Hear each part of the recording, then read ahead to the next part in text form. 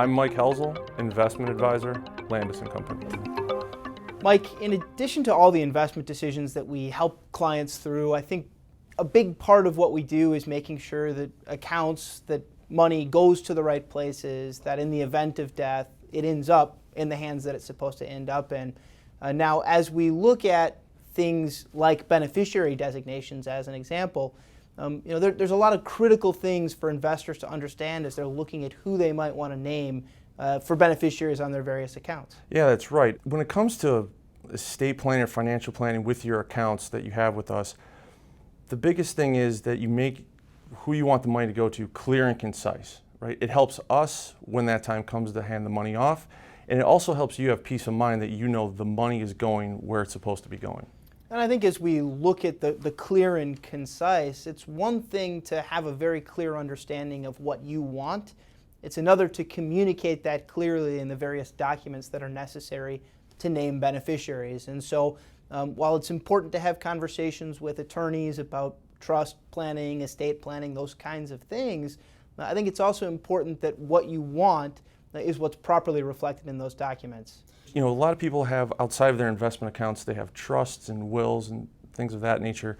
You want all of those goals to align, right? You want to go over those beneficiaries, just not on the big life events, right? Like, everyone has the marriages, the births, the deaths. You want to touch base with your advisor fairly often to make sure that while your life is constantly changing, those beneficiaries reflect the changes in your life. And I think it's easy to make complex designations, right? It's easy to go, I've got this wonderful trust that we spent all this time developing, but it isn't necessarily the right way to designate beneficiaries for certain accounts. Sometimes it makes more sense to name someone specifically. Yeah, it's correct. For your IRAs and your Roth, your retirement accounts, you want to name an actual person because then when the money gets transferred to them, it keeps its tax deferred status. If a trust is the primary beneficiary of your retirement accounts, there's a chance it could lose its tax deferred status, which is the last thing you want to have happen. And of course, we work closely with tax advisors, we work closely with attorneys to make sure that we understand whether or not that would be the case. But again, I think it can be simpler sometimes just to name an individual. And so that comes down to individual circumstances. I think also important to remember that because each of these accounts that we're talking about has potentially different tax treatments, there can be different places you might want those accounts to go. Absolutely. Big thing that happens now is called like charitable distributions, right? So because charities don't have the same tax issues that an individual person has, right? So a lot of people like to give money from their IRA to charities.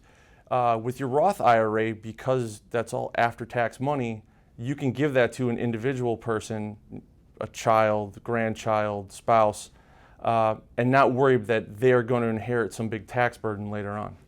And so I think we talk often about IRAs as the big one that we want to name beneficiaries on, but we don't have to limit ourselves to just those retirement accounts or those named retirement accounts. There's ways we can add beneficiaries to other accounts as well. Sure, it's called a transfer on death or a TOD, and you can, for your retail accounts, and under retail you have your individual accounts, your joint accounts, and what that does is by, again, clearly naming beneficiaries of those accounts, it helps you avoid probate and any issues after you're gone. And again, I think stressing the importance that you can put a beneficiary on just about anything, but it's important for individuals to have a conversation first and foremost with the people that are helping them make those plans, but then also potentially with the people who might be receiving those assets so they know what to expect. Later in life, it helps to bring your beneficiaries into the conversation so they know what's going on, right? So they also, I've used this word a lot, very clear plan on like what they're going to be receiving and how it's going to affect them. Because when they inherit the money, they're going to have a lot of questions. So the more clear and concise answers you can give them, the better off they'll be. And I think as we look at the big picture here, I think important for investors to remember that as much as the investment piece is an important overall part of your financial life, this other piece of it, right, the naming beneficiaries, the making sure that we structure this all correct, may be just as important, if not more important, because it's the one piece ultimately that you lose control over once you pass. The beneficiary piece of it doesn't get talked about enough, in my opinion, because it's so far off in the future, right? You're in retirement, you're working towards retirement. You often don't think of the beneficiaries. But naming those beneficiaries, again, clearly, I've said the word numerous times here, I can't stress that enough. You name them clearly, it's going to just eliminate all speed bumps in the future and make it so much easier for the people that you want to have this money able to get this money as easily as possible. Mike, thank you very much. Thank you for having me.